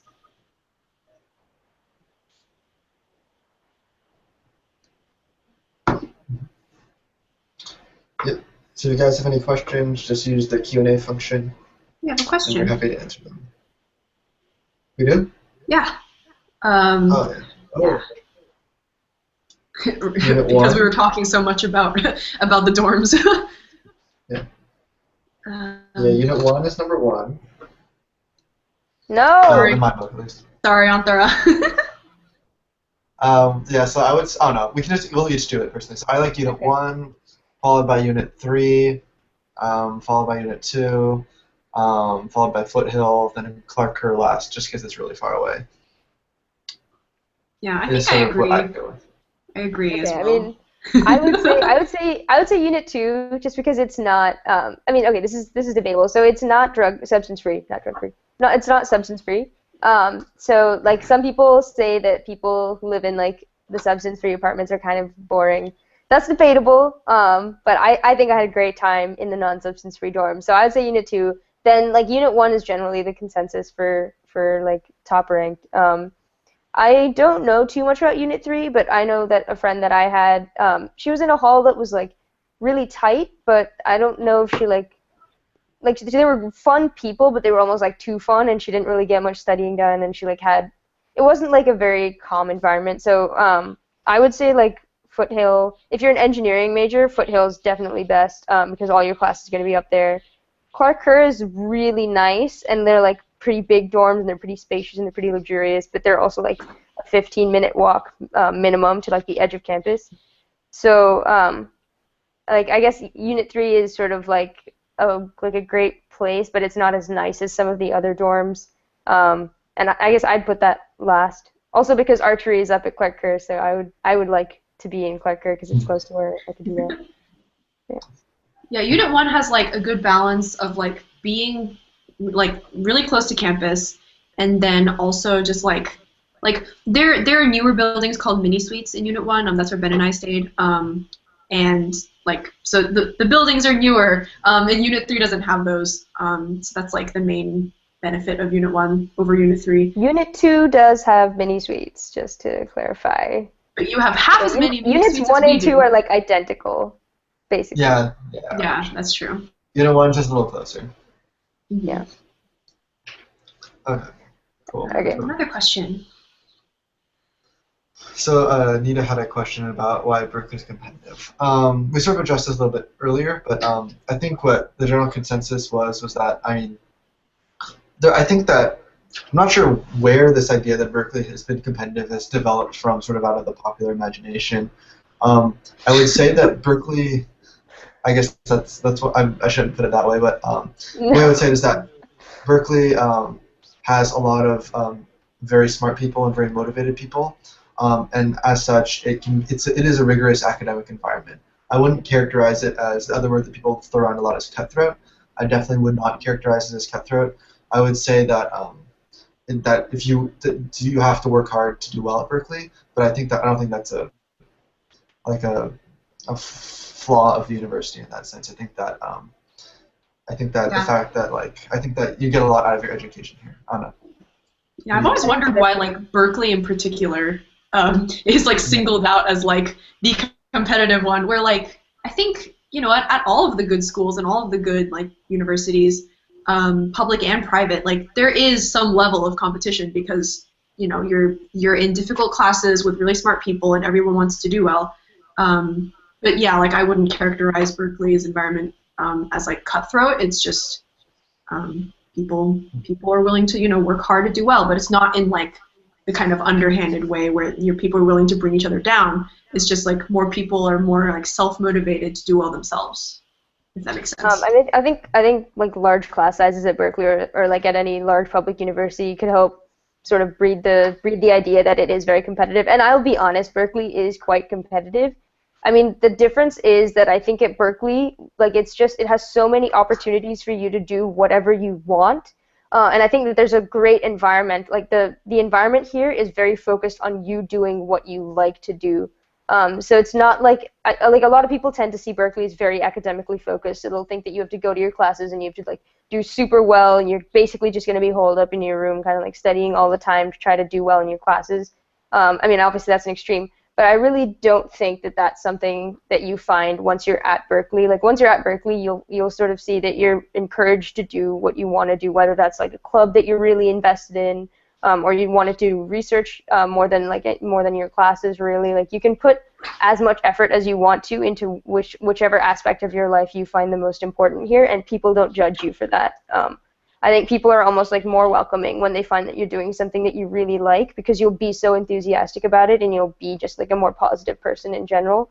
And I think the reason that it's so hard, that transition period to Berkeley is so hard, is because you've not found that yet, and you're still going through that stage where you feel like you have to be judged by how well you do in your classes, or like how like senior you are in whatever organization you're in. And until you sort of find your place at Berkeley, it's going to be tough, and you're going to feel like it's a very competitive environment.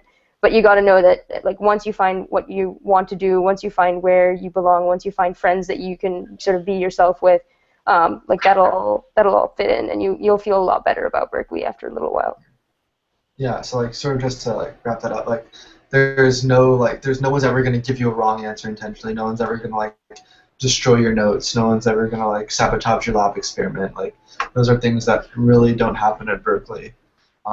And like we've all taken all the lower dip prereq classes, all the big lecture classes. Like we're all juniors actually.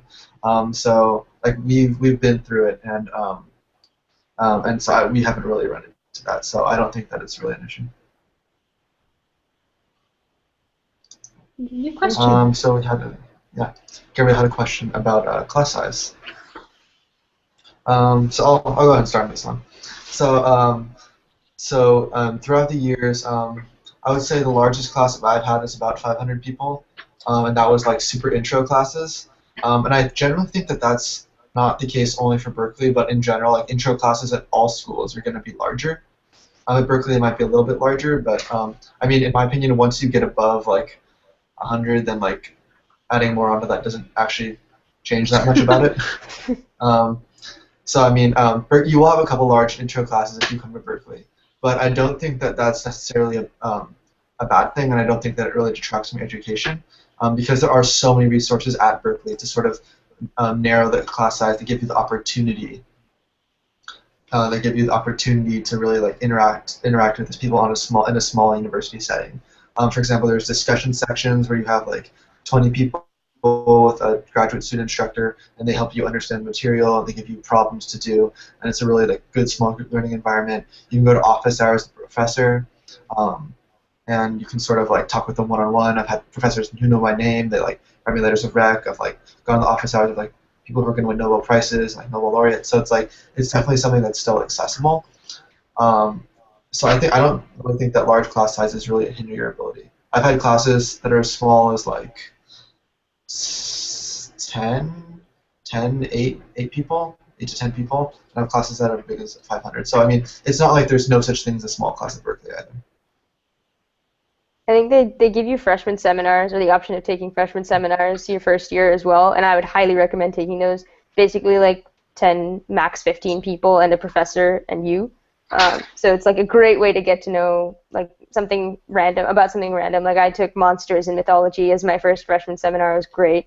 So like you can just have like a chill 1-unit class, pass no pass, that you can like take for fun. If you also like, I know that in the life sciences your class sizes don't usually get too small. Like the smaller classes that I have taken have been in classics, and that's something that I would recommend for you guys to do. If you like feel like you want some kind of small class environment, try to seek out a department that doesn't have like huge class sizes, and just take a class there, whether or not like you want to major in that field or not. Like you might just appreciate the fact that it's a small class size, and you can totally do that. Like no one's gonna think less of you for just taking a random class in a random department. You might really like the professor, or you might really like the department, and you might choose to go further. So like that's what happened to me in classics. Yeah, I think that's nice, like especially if you just like want to stick with one major, like it gives you a lot of flexibility to just like take a bunch of classes in different departments, and like you might want a minor or major, you might not, and like that's perfectly fine.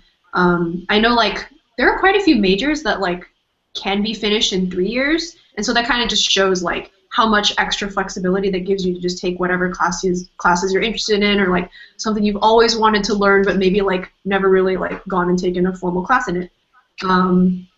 So, and I guess like going back to the question, like I don't think larger classes hinder your ability to do well at all. And I want to like emphasize what Ben said about office hours. Like office hours are really important, I think, and kind of an underutilized resource. Like you often go to office hours and there's no one there. There's like 1 or 2 people there, and the professor's just sitting there twiddling their thumbs for an hour because no one shows up.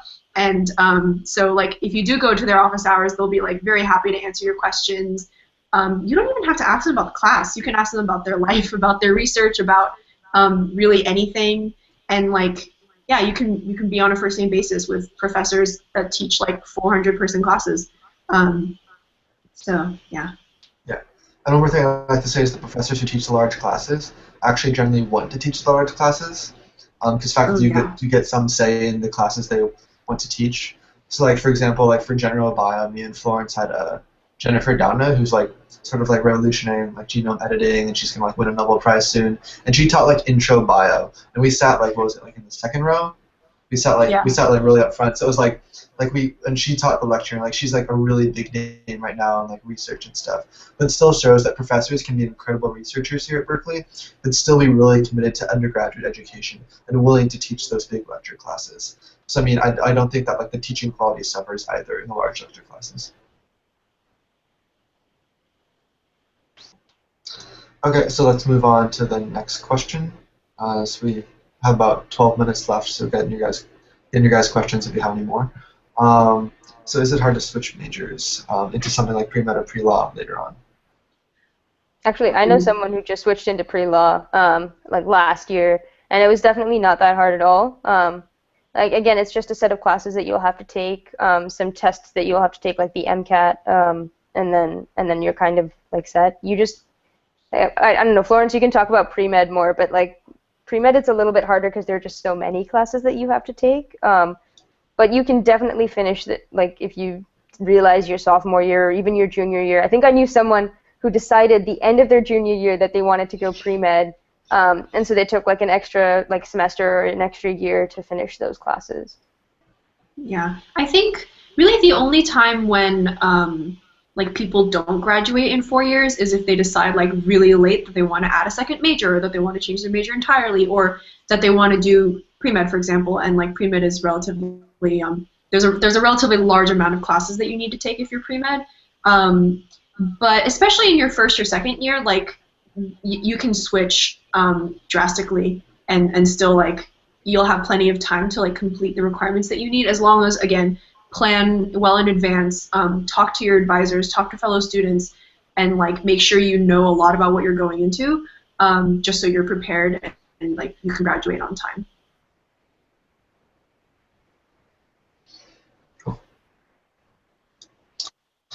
Okay, then Sharon had a question for us about more resources on the Cal campus in things like career help, and just sort of what resources I guess we found on the Cal campus that have been pretty useful.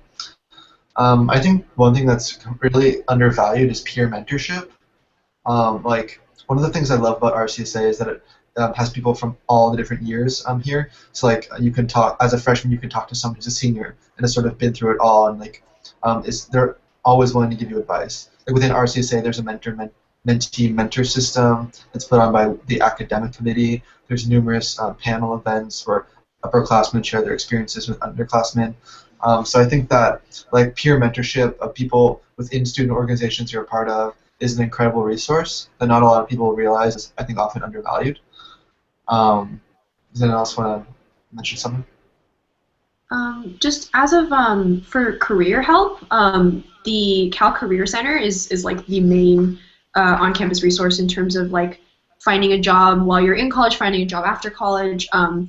Cal students get access to something called Callisto, which is like it's basically like where companies will post like job offerings or internship offerings. You can learn, like the Career Center does a bunch of workshops on like building a resume and like networking and like how to request letters of recommendation from a professor and that kind of stuff. And that's like the main resource. Just Google like Cal Career Center and you'll come to the website, and there's like a ton of information on there. And they have like guides to like what do you want to what to do if you want to be pre-med, and what to do if you want to go into whatever career track. They have a lot of resources on that. And I mean, going off of that, actually, RCSA itself has a ton of resources, like both academic and like career-oriented. So like academic, we actually have an academic committee that like plans study sessions, that like holds workshops that can help you with your semester and stuff.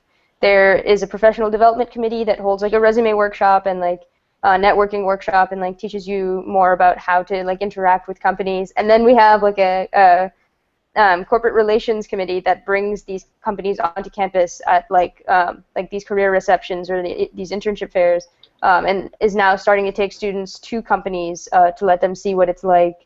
And then, I mean, there are like a host of like sort of there's an alumni network that we have that like pairs people up for like alumni externships, I think they're called. They're not exactly like internships, but they're more kind of like shadowing over winter break. So like you can just check out what you might think is a fun job with an alumni from RCSA, so they'll kind of already know that you're like, you know, like you're accomplished, and they'll be more likely to sort of give you some things that you can actually like do instead of sort of shadowing someone and not like taking on any kind of actual like work. So there are a lot of resources that RCSA has in general, not the least of which is the peer mentoring that Ben was talking about. And there are a ton of online resources.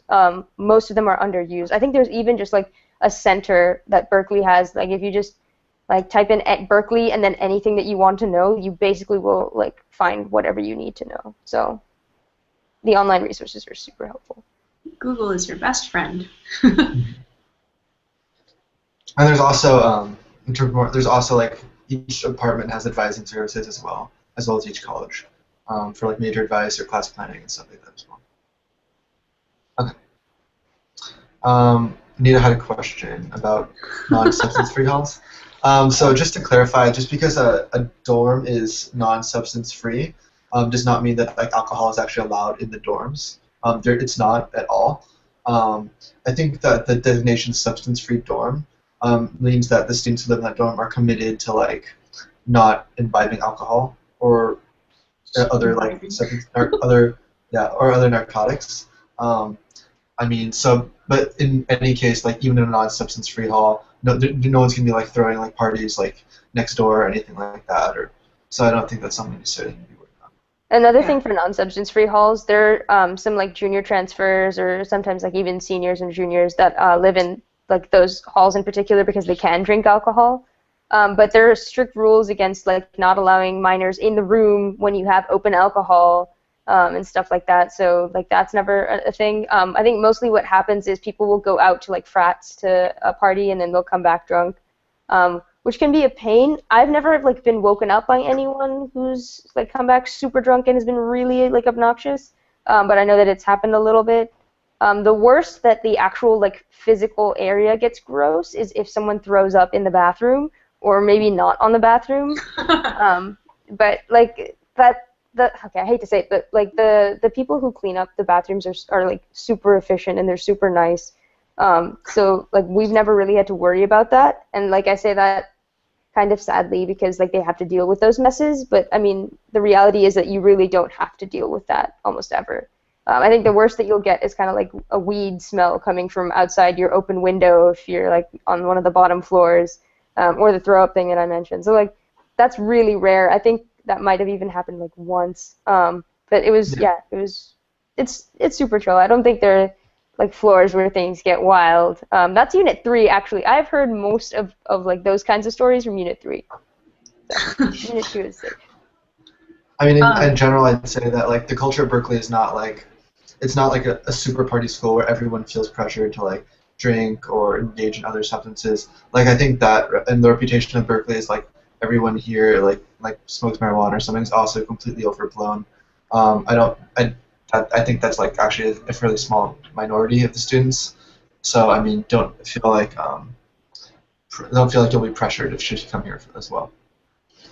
I just want to make a quick clarification for like substance-free halls in particular. There's only one substance-free building, which is Freeborn in Unit 1. And basically like what that means is like the students in there like sign like a contract? Maybe that's not the right word, but like they make a pact to like not consume alcohol, not consume other drugs, and they often will have like substance-free like type programming in that building.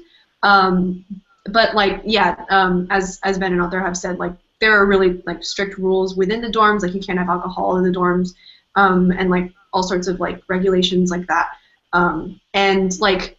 There is a party scene at Berkeley, and like if you want to get involved in that, then like that's possible. But if you don't want to, like it's totally possible to just like not see that part of Berkeley entirely, and like you won't be pressured to do anything you don't want to do.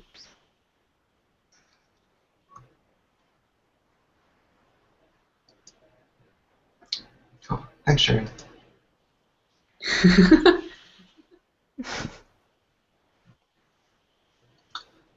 So if you guys have any more questions, let us know. Almost done. Yeah, I think we're gonna wrap up at 10.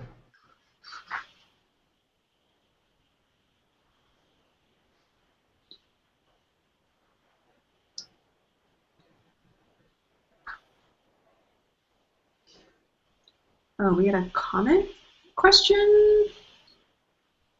Oh. No, I think we're okay. Okay.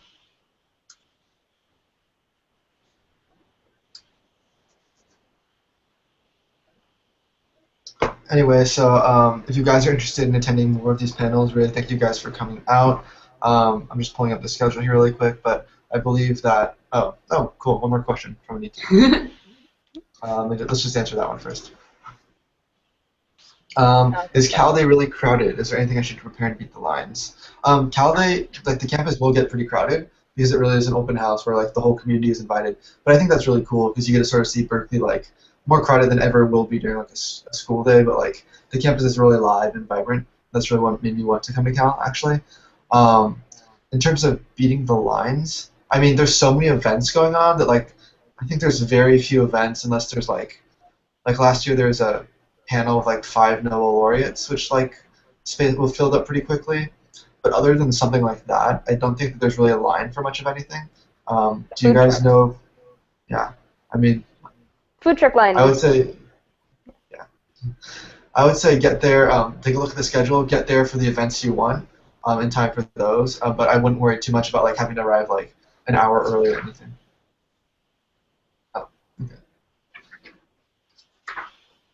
Oh, cool. And then we have one more question from Daphne, which is, I think, talking about that Thorner's test earlier. So I think we just wanted to clarify, like, that not every class in Berkeley has an average of 40% of the tests. I think some professors, like, prefer to write harder tests and then curve up from that. I mean, it's, and that's sometimes professors accidentally make a test too hard. I think that if you do work hard at Berkeley, you will get good grades, and I don't think that's like it's like futile. Like no matter how hard you try, you're always going to get 40% on the test. And I think in general the teaching is quite good. Do you guys want to follow up on that anymore? You guys took 102. So. Yeah, I think it's more like yeah. Sometimes professors like underestimate how hard they make a test for students, and then sometimes also like they just want to provide that challenge, but it's not like. It's not like I don't know. I don't know how to word it. I like lost my train of thought. No, I mean, going off what you're saying, like it's not like they've taught you something in class and they test you on something entirely different on the actual midterm. It's more that they'll teach you certain concepts, like concrete concepts in class, and for MCB especially, then they'll test you on sort of like an experimental method or something like how you get that information in the first place, which like they'll go over briefly, but it's a lot of like trying to like logic your way through something, and sometimes that's just very hard. Sometimes you just might not be familiar with like a certain like technique, or you just might not be able to sort of wrap your head around a certain way of doing things, and like it just comes with doing more practice problems, getting more exposure to things.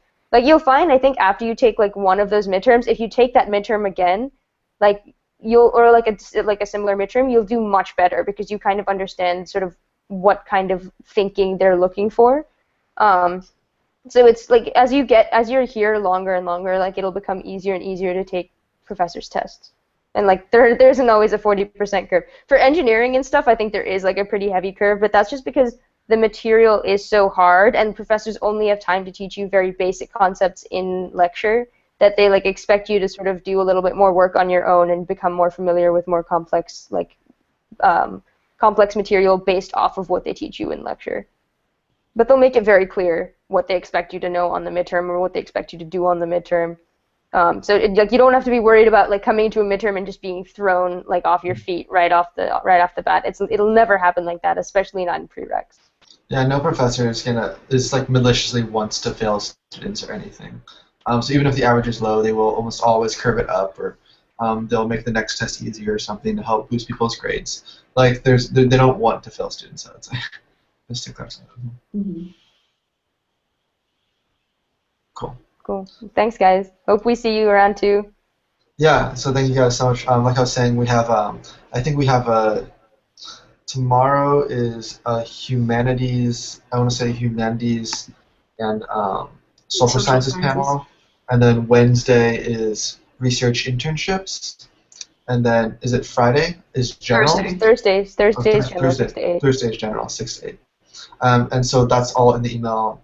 We'll post in the Scholar Connect group on Facebook probably as well. So definitely come check those out as well. We really enjoyed having you guys here. And yeah, I think we're all going to go Hit the books? No. I have a midterm on Thursday, so I'm going to go study. I have a midterm tomorrow. And I have one on Wednesday. Perfect. Yeah, we're all in the middle of midterm season right now. But, yeah, we love recruitment, so this is fun. All right, and with that, I think we're going to end the broadcast. So we'll see you guys later. Bye.